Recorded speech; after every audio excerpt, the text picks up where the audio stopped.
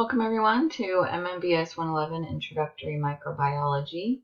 This is part 2 of our mini lecture from chapter 5 on modes of viral replication. We're going to continue our discussion talking about the role that viruses play in cancer and also how viruses can infect bacteria and some of the impacts there. There are 3 objectives for this mini lecture. First, know the role that viruses play in cancer. Second, know what a bacteriophage is and how it differs from an animal virus. And third, know the 2 phases that temperate phages can participate in. So, experts estimate that approximately 20% of human cancers are caused by viruses. We call this transformation. The cell becomes transformed as a result of the viral infection. There are some viruses that are directly able to cause cancer. We call those oncogenic viruses. There are other viruses that, because of their infection, result in the cell developing into a cancerous cell because they lose the ability to control cell growth. So transformed cells typically have the 4 characteristics. They have increased their rate of growth, so they grow much faster than normal cells. There are certain alterations within their chromosomes that have led to the inability to control their growth. There are some changes in cell surface molecules, and they have developed the capacity to divide indefinitely. Normal cells control this process, and they only divide once they have met certain checkpoints. Cancerous cells bypass those checkpoints and have lost that ability to control the rate and how they divide. Oncoviruses are viruses that are capable of initiating or starting tumor growth. There are 4 examples given here: papillomaviruses, and hopefully you are familiar with HPV, human papillomavirus. Also herpes virus, hepatitis B, and HTLV1 have all been determined to be causes of cancers. This diagram here just shows you the mechanism of how some viruses can cause or be related to cancer. Retroviruses work in a couple of different ways. They don't directly cause cancer, but because of their infection and how they impact the cell and its DNA, they can cause the cell to lose control over its growth processes, and uncontrolled cell growth is cancer. Tumor viruses, their viral DNA actually produces proteins that directly lead to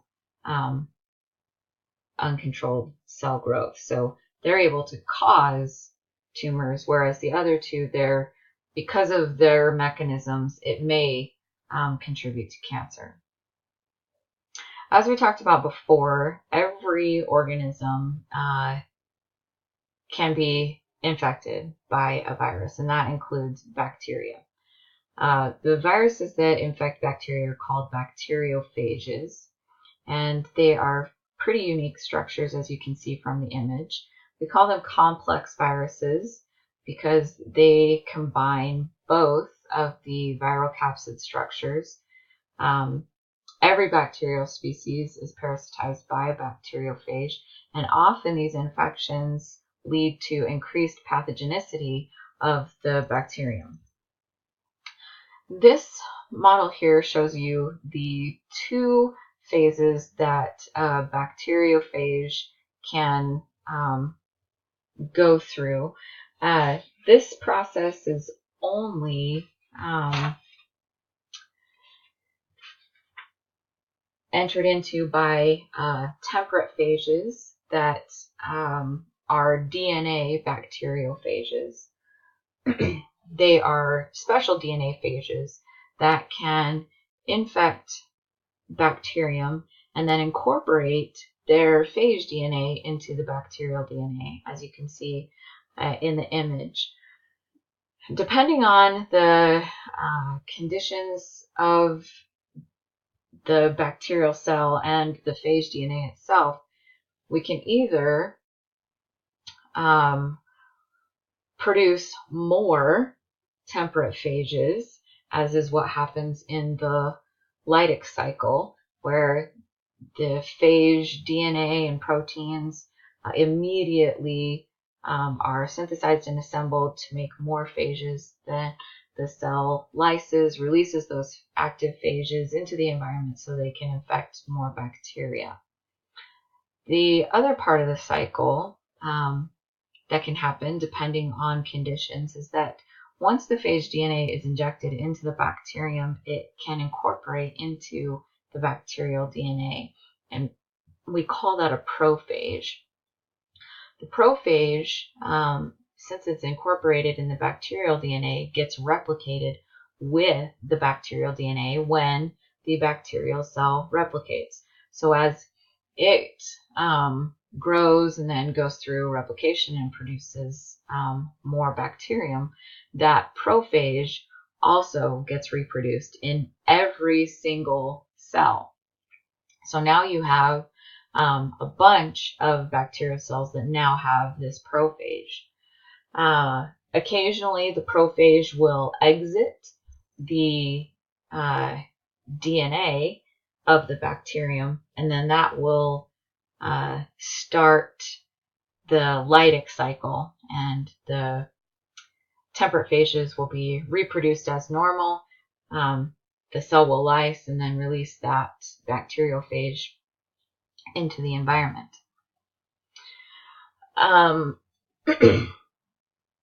So this just kind of summarizes what we went through on the previous slide. Viruses go through induction when the prophage leaves the bacterial DNA, and then that induces or starts the lytic cycle.